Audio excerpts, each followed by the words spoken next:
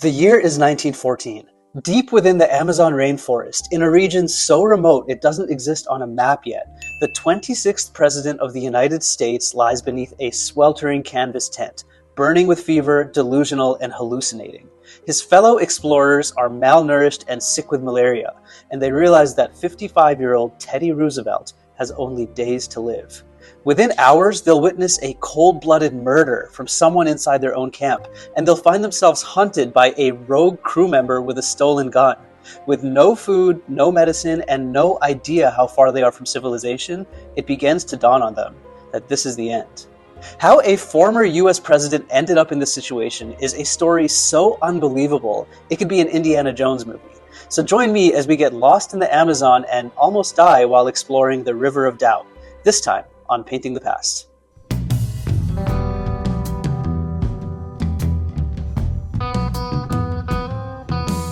So if you have watched this show before, you know that I always paint a scene to go along with the story. Sometimes I recreate a historical photo, sometimes I create a scene that I think would capture the mood of what it is that I'm talking about, and today I'm going to do a little bit of both. So this photo is the last photo taken of President Roosevelt before he started to descend down the River of Doubt. It was taken by someone else on the expedition who was sent home for reasons I'll tell you in a bit. So I'm going to paint a sunset scene, and I want the sun setting on the distance as we look down the River of Doubt. In front of us will be the explorers who are floating downstream. I really want to try focusing on their body language. As we'll find out, it was a pretty freaky place, lots of scary stuff around, and they themselves admitted that they were terrified for most of this journey. So I want to capture that in the body language. In general, when people are concerned or on edge, they tend to lean forward a little bit. They also do things like maybe they put their hands on each other's back, or they try to stay a little bit closer together. Think of a horror movie. Basically, any body language in a horror movie is the kind of body language I want to capture in the poses here. So I hope you'll stick with me to the end, and if you do, I'd love for you to tell me how you think I did trying to capture this body language. It's something new for me, and if you've watched the show before, you know that when I try new things, it usually doesn't go well, but I'd love your thoughts. Let's get into it.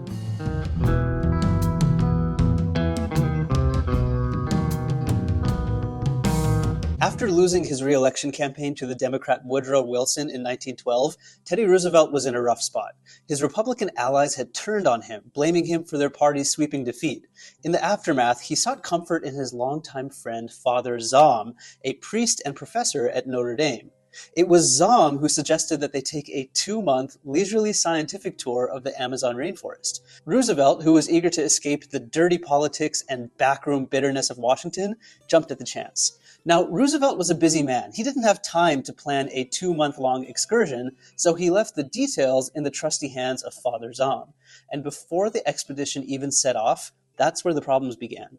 Zahm was a scholar and a writer, a far cry from the rough-and-tumble explorers of the day. Think Ernest Shackleton, who spent his life at sea exploring Antarctica, and whose story, which is just as insane as this one, I recently made a video about. You can check it out in the link below.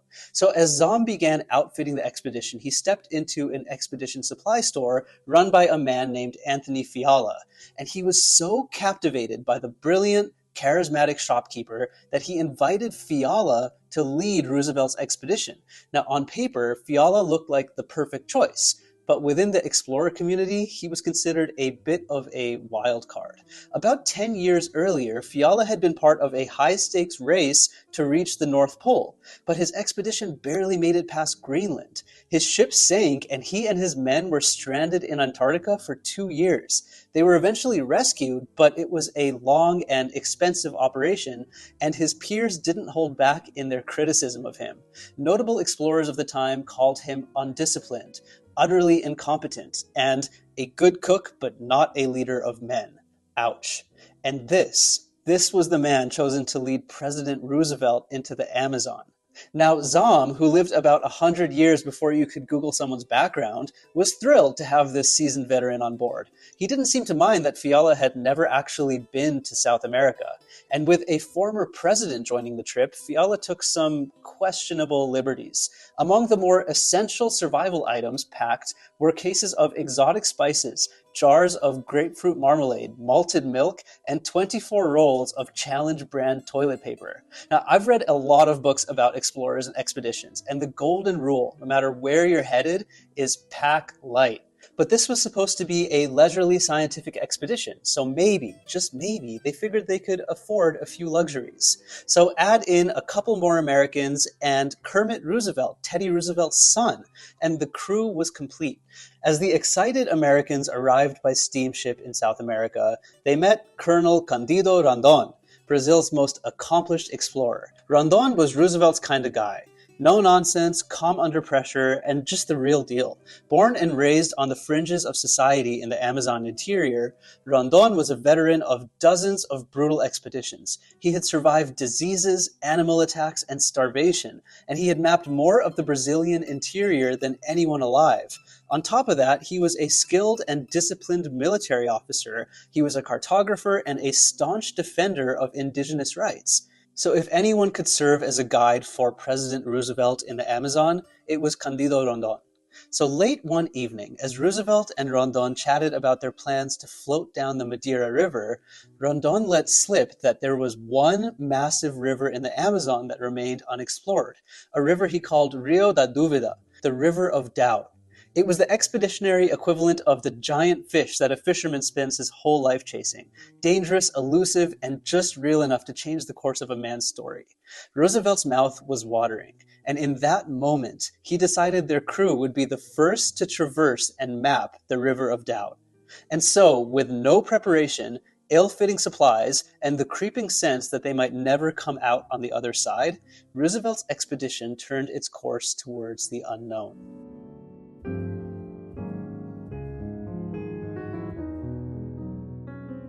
On January 19th, 1914, the expedition kicked off, and straight away so did the problems. To reach the headwaters of the River of Doubt, they had to trek roughly 250 miles through treacherous Amazonian jungle. So to do this, they hired a train of pack animals to haul their supplies and boats, along with 16 Brazilian laborers known as camaradas, to clear paths, build camps, and do the heavy lifting.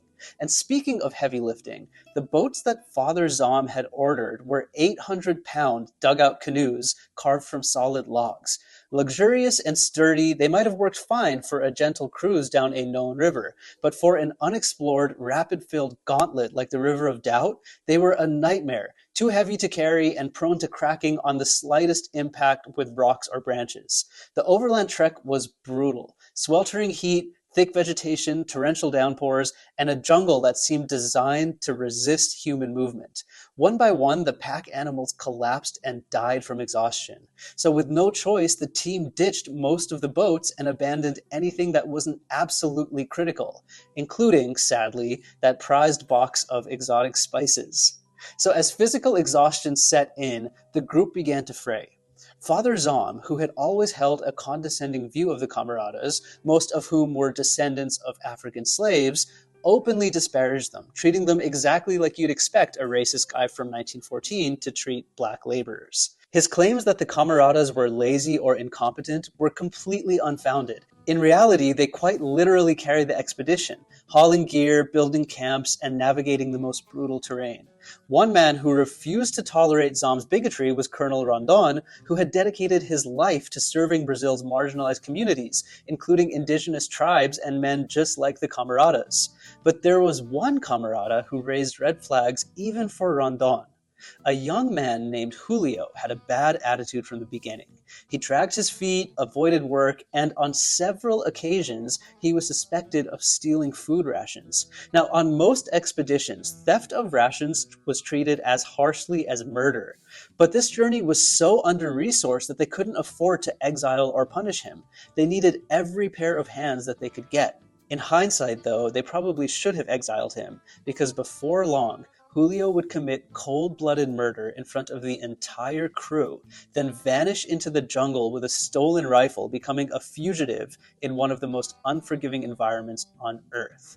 Meanwhile, Zom and Fiala were proving to be utterly useless, lazy, entitled, and expecting the camaradas to do everything for them. So when the group finally reached the headwaters of the River of Doubt, Roosevelt made a decisive call. Zom and Fiala would turn back and take a different route down a known river while the rest of the team tackled the uncharted. Roosevelt didn't let personal loyalty interfere with group cohesion, and he was wise to act when he did. Later, Roosevelt summed up Fiala's contribution with brutal clarity. He was entirely useless. After 2 grueling months of hacking through the jungle, Roosevelt and his men reached the River of Doubt. They were malnourished, exhausted, half out of supplies, and this was just the start of the expedition.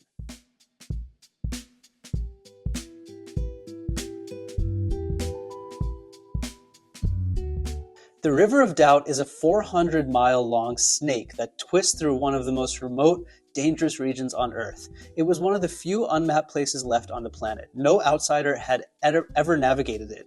It was narrow, fast, unpredictable, a gauntlet of rapids, hidden waterfalls, and submerged hazards that could flip a canoe and kill a man in seconds. This wasn't some gentle Amazon cruise. This was the edge of the known world, and everything here wanted to kill you. The mosquitoes carried yellow fever, malaria, and dengue. Parasites burrowed into skin. Piranhas swarmed the shallows, and then there was the kandiru, which I refuse to talk about. Just Google it. Right away, the crew realized that something was off. They were being watched. They never saw anyone, but they found fresh-cut arrows and human footprints everywhere they looked. So historians believe that they were being shadowed by the Cinta Larga, an uncontacted indigenous group native to the region. At the time, they had never seen outsiders, and they wouldn't sustain direct contact until the 1960s when roads and logging tore through their land. Back in 1914, they chose not to attack, possibly out of caution or curiosity, but the threat was real. Roosevelt and Rondon knew that one wrong move could spark a massacre, and that's why Rondon insisted on his code: die if you must, but never kill. But maybe the worst of all was the rain. Endless, violent, soul-breaking rain. It soaked everything: your breakfast, your boots, your bed. Roosevelt later wrote, "The hammocks were wet, the blankets were wet, and we ourselves were wet." Imagine waking up every morning and putting on wet clothes. That was life on the River of Doubt. So in this unforgiving terrain, the River of Doubt was their only way out. And like so many South American rivers, it could change in an instant. One moment it was calm and wide, the next moment it funneled into a violent chute of churning rapids and debris. Roosevelt later described it. It seemed almost impossible that so broad a river could, in so short a space of time, contract its dimensions to the width of a strangled channel through which it now poured its entire volume. And I love how eloquent he was. Basically what he meant was lots of water, not enough space. Each time they encountered rapids, which was multiple times a day, they had to portage, unloading supplies and dragging their gear through the jungle. So to move the 800-pound dugout canoes, they built makeshift conveyor belts from logs, like something you'd see at airport security. It was excruciating and exhausting work. Some days they advanced only 200 yards before having to set up camp again. But time was the real enemy. Rations were low and hunting was nearly impossible. Sick and tired of the endless portaging, at one of these rapids, Kermit Roosevelt volunteered to guide one of the canoes through whitewater. So Kermit was a confident young man and about as far from a Nepo baby as you can get. He worked as hard as the camaradas and he had the sharpness of his father. He convinced a camarada to come along with him, a young man named Simplicio. Raised in the Amazon, Simplicio had a sixth sense for the river and he felt like something was off. But Kermit insisted, and so off they went. On March 15, 1914, Roosevelt watched from the shore as his son and Simplicio floated a boat precariously across the rapids. Suddenly, they found themselves caught in one of the shifting whirlpools that were characteristic of the river. As they spun around, they realized that they were being pulled backwards towards a massive waterfall. So Roosevelt watched helplessly as he saw the boat disappear over the edge. The crew ran to the bank, looking down to see Kermit clinging to roots, drenched but alive. Their precious canoe was in splinters. Simplicio, however, was gone. So this would be the first death on the journey, but nobody could have predicted how the next would happen. But first, let's keep going on this artwork. And so as you can see, I'm getting this beautiful light that's coming through. I'm really happy with that. What I want to focus on next is the detail of the figures. And with figures in general, the less strokes you can do, the better. The brain does not need a lot of information. It doesn't need to be told what it's looking at when there's people, because as I mentioned earlier, our brains are really good at detecting even the most subtle shapes that could be people. It's part of how we evolved to communicate and see humans. And that same principle applies in a painting. So I will probably overdo it, but my goal is to do as little strokes as possible with the people.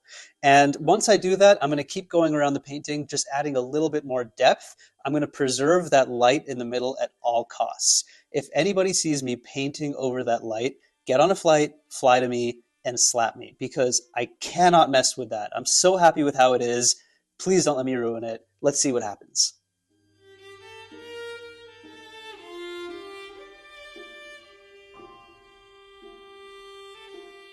After Simplicio's death, morale was low. The men were surviving on just a few spoonfuls of beans a day, and still the rations seemed to be disappearing faster than they should. So one night they set a trap. They left the food stores seemingly unattended while a camarada named Pedrinho hid nearby. Under the cover of darkness, a shadowy figure crept towards the supply box. Pedrinho leapt out and caught the thief red-handed. It was none other than the troublemaker Julio. So Pedrinho dragged him to the leader of the camaradas, a well-liked man named Paixão. Voices rose, tempers flared, and in an instant, Julio snapped. He stormed over to where the rifles were kept, picked one up, marched back to Paixão, and shot him point blank in the chest. Roosevelt, Kermit, and Rondon were jolted awake by shouts outside of their tent. Julio matou Paixão. Julio has killed Paixão. After the murder, Julio vanished into the jungle, carrying the stolen weapon and no provisions. An enraged Roosevelt attempted to climb out of his tent to chase after Julio and bring him to justice. But by this point, he was just too weak to react. See, a week earlier, the team had reached yet another stretch of violent rapids. The river was choked with rocks and too dangerous to paddle, so they had to wade alongside their canoes and rafts. It was during this crossing that Roosevelt slipped and cut his leg on a submerged rock. It was a deep gash just above the shin. It didn't seem that serious at first, but in the Amazon, a simple wound is an invitation to millions of bacteria to come party in a new host. So with no sterile supplies and filthy water soaking everything, the cut quickly became infected. At the same time, Roosevelt was battling malaria, which he had likely contracted from earlier in the journey. The combination of infection and fever hit him hard. He became delirious, shaking uncontrollably, muttering to himself and drifting in and out of consciousness. He was so sick that just a few hours before Julio's fatal gunshot, he had told Kermit and Rondon to leave him behind to die in the jungle alone. If things were bad before, this was their breaking point.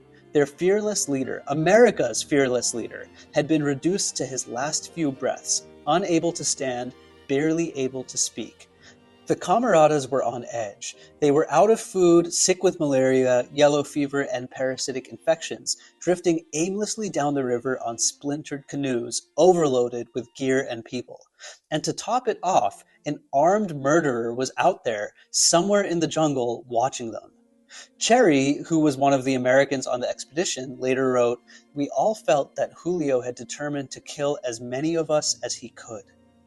In all great stories, there's a turning point, a moment where one small break in fortune snowballs into a legendary victory. And for Roosevelt's expedition, that moment came at the most unlikely of times. After months of sickness, starvation, and violence, a glimmer of hope. The river flattened out, the rapids gave way to calmer waters, and the jungle opened into gentler plains. As the crew floated downstream in silence, Roosevelt was laying beneath a canvas tent, going in and out of consciousness on one of the rafts, when they heard a cry, "Señor Coronel!" Colonel Rondon looked up to see a man, disheveled, naked, and clinging to an outstretched branch hanging over the river. It was Julio. He had spent 3 nights alone in the jungle. So as the flotilla drifted slowly by him, Rondon stated plainly, "It is not possible for me to stop the canoe now." And so became the end of Julio. The expedition watched as he faded into the distance behind them, a pathetic sight to behold. Roosevelt later wrote, Surely that murderer was in a living hell. With fever and famine leering at him from the shadows, he made his way through the empty desolation of the wilderness. But there was no time to spare. The river was still ahead, Roosevelt was barely clinging to life, and they still had no idea if rescue was even possible. But then, on the horizon, they saw it. A structure, not a native village. This was different. Flat roofs, steel poles, and clothes hanging out to dry in the humid air. And then it hit them. They had found seringueros, freelance rubber tappers who lived off the land collecting latex from wild trees. Now, many seringueros were ex-soldiers, convicts, or outcasts, scraping by in one of the most unforgiving places on earth. They were the Wild West outlaws of the Amazon. But to Roosevelt's expedition, they might as well have been angels. The seringueros shared food, they offered their knowledge of the land, and they helped carry Roosevelt through to the final stretch of the journey. With their help, the expedition reached a Brazilian outpost called São João, where Roosevelt finally received medical attention. His feet were so swollen that he couldn't walk. He was emaciated, shaking with fever, and still bleeding from the wound that had nearly killed him. But he was alive. After months of hell in an unmapped jungle, he was finally back in the world of maps and medicine. And he returned with an addition of his own, a map of the River of Doubt. With Roosevelt stabilized, the expedition made their way back to civilization, first by boat, then by rail, and finally by steamship, a slow, painful journey for a man who could barely walk. Interestingly, the expedition returned home to skepticism. The public doubted the accuracy of Roosevelt's reports, with some accusing him of fabricating the ordeal as a desperate attempt to stay relevant after his failed presidential campaign. But in time, both the public and the scientific community confirmed his claims, and they gave him the credit he deserves. The River of Doubt was renamed the Rio Roosevelt in his honor, but it had taken something that no amount of praise could restore: his health. Roosevelt would suffer relapses of fever and inflammation for the rest of his life. When he died of a heart attack in 1919 at the age of 60, doctors pointed to the lasting toll that the Amazon had taken on his body. In a time when character is often measured by followers and headlines, Roosevelt's journey reminds us that the truest tests don't happen in public. They happen when nobody's watching. When you're sick, starving, broken, and the only choice is to quit or keep moving. He wasn't trying to prove anything to a crowd. There was no crowd, just a jungle, a river, and sheer willpower. But maybe that's what character really is. It's not bold speeches or successful presidential campaigns, but quiet endurance in the face of everything that says that you should give up. The River of Doubt didn't make Roosevelt a hero. It stripped him down, and it showed that through fear, failure, and fever, he still found a way to crawl out of the dark. I don't really have a good pun for how to tie that into this painting, but let's take a look at it. So here it is, and I'm going to start by saying I'm really happy with the light. I just think that the light is so beautiful the way it's glowing. I've mentioned this a couple times before, but once again, I used the color Aussie Red Gold by Daniel Smith. I don't know what it is about that color, but I swear it makes paintings glow. And I wish I could take credit for doing that, but I really feel like the color did a lot of that. I'm happy with the distance and the depth. I'm also happy with the water, which I feel like I'm slowly getting better at painting. One of the things I'm not happy about is I definitely overworked the figures. If you've watched this show before, you know that people, figures, faces are my nemesis. I don't know what it is. I just have such a hard time. And I think I kind of overdid it here. But it was a good lesson, as always. And maybe one day I'll paint something that I have no critical comments about. For now, though, I'm happy with what I've done. And if you painted along, I'd love to see what you painted. Thank you for tuning into this story, and I will see you next time on Painting the Past.